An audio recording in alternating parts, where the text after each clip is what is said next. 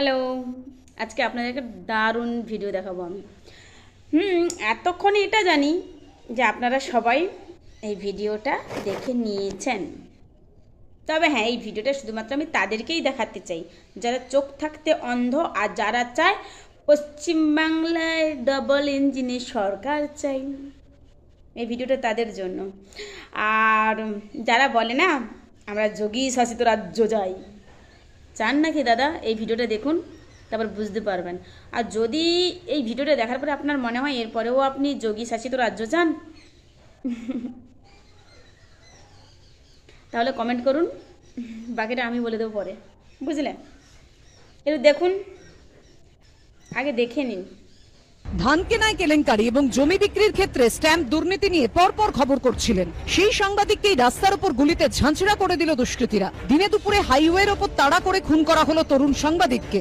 হাড় হিম করা জঘন্য নিন্দনীয় এই ঘটনা ঘটেছে বিজেপি শাসিত উত্তরপ্রদেশের সীতাপুরে। শনিবারের এই ঘটনার পর দুটো দিন পেরিয়ে গেলেও কাউকে গ্রেফতার করেনি পুলিশ। যোগী রাজ্যে সাংবাদিকের এই মর্মান্তিক পরিণতিতে দেশ জুড়ে নিন্দার ঝড় উঠেছে।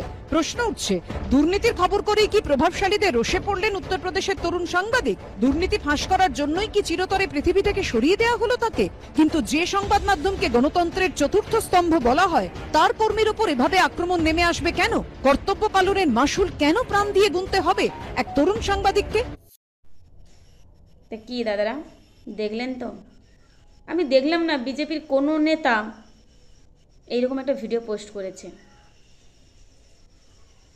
কাউকে দেখলাম না পোস্ট করতে। তাহলে এখান থেকে আপনারা বুঝলেন তো যে সবাই নিজের স্বার্থের জন্য পশ্চিমবাংলার ক্ষতি চাইছে,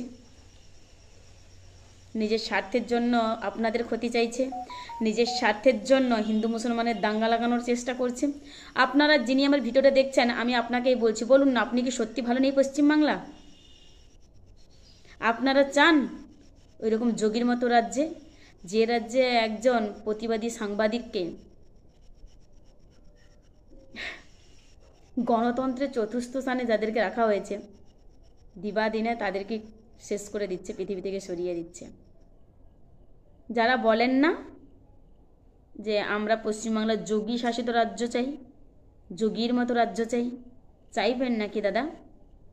চাইবেন? আশা করছি এরকম ভিডিও দেখে আপনারা আর ইচ্ছে করবে না যোগীর মতো রাজ্য।